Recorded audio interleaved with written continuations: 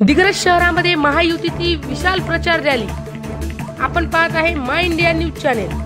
शिवसेना शिंदे गट, भारतीय जनता पार्टी, रिपाई, राष्ट्रवादी अजित पवार गट, पिरिपा, लहुजी शक्ती सेना व मित्र पक्ष महायुतीचे अधिकृत उमेदवार संजय भाऊ राठोड यांच्या प्रचारार्थ व प्रमुख उपस्थितीत दिनांक 16 नोव्हेंबर 2024 रोजी दिग्रस शहरात प्रचार रॅलीचे आयोजन करण्यात आले होते। ही प्रचार रॅली शहरातील सर्व प्रमुख भागाने मार्गक्रमण करत नेताजी चौक दिग्रस येथे रॅलीचा समारोपन झाला।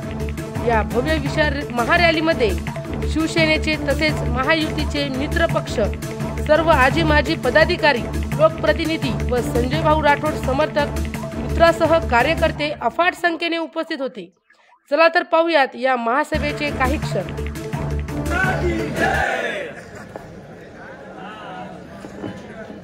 महाराष्ट्राच्या विधानसभेच्या निवडणुका निमित्त आपण 20 तारखेला मतदान करणार आहोत आणि आज दिग्रस, दारवा, नेर असा जो मतदारसंघ आहे त्या मतदारसंघामध्ये शिवसेना, भारतीय जनता पार्टी, राष्ट्रवादी काँग्रेस, आरपीआय आठवले गट आणि आरपीआय कवाडे गट, लहुजी शक्ती सेना आणि इतर मित्र पक्षाचा महायुतीचा उमेदवार म्हणून पूर्ण शहरामधून फेरी मारून या कच्ची चौकामध्ये आपल्या आजच्या रॅलीचं समारोप आहे।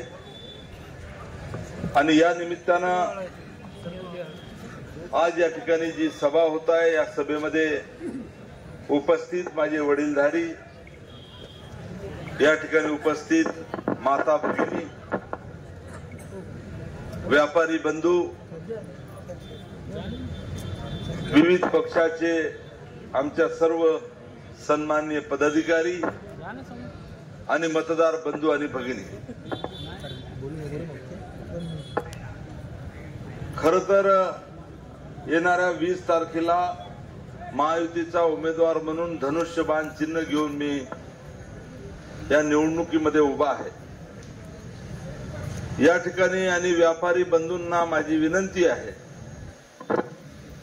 येणाऱ्या 20 तारखेला धनुष्यबाण चिन्हासमोर बटन दाबून मतदान रूपी आशीर्वाद देऊन मला आपल्या सर्वांची सेवा करण्याची आणि या मतदारसंघाला विकासात पुढे नेण्याची संधी या ठिकाणी उपलब्ध करून द्यावी, अशा आपल्या सर्वांना मी विनंती आणि आवाहन करतो। आपल्या सर्वांच्याच आशीर्वादानं आणि खास करून मतदान रूपी आशीर्वादानं मी या मतदारसंघामध्ये आमदार झालो आणि त्यानंतर मंत्री सुद्धा झालो। मी नेहमी विचार करत असतो की माझ्यासारख्या एका सामान्य कार्यकर्त्याला जनतेने भरभरून मतदान रूपी आशीर्वाद देऊन पूर्ण महाराष्ट्रामध्ये नावलौकिक माझं करून टाकलं आणि त्याच्यामुळे मला असं नेहमी वाटते की या जन्मामध्ये मी आपल्या सर्वांच्या उपकाराची परतफेड करू शकत नाही, तुमच्या सर्वांच्या ऋणामधून मी मुक्त होऊ शकत नाही।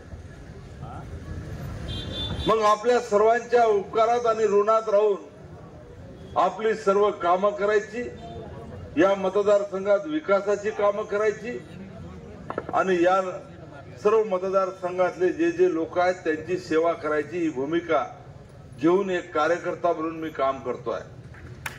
माझा काही दावा नाही की या मतदारसंघामध्ये सर्वच विकासाचे काम मी करून टाकले, असं काही मी म्हणणार नाही, परंतु विकास करताना या मतदारसंघामध्ये नक्कीच चांगलं काम करण्याचा प्रयत्न मी केलेला आहे।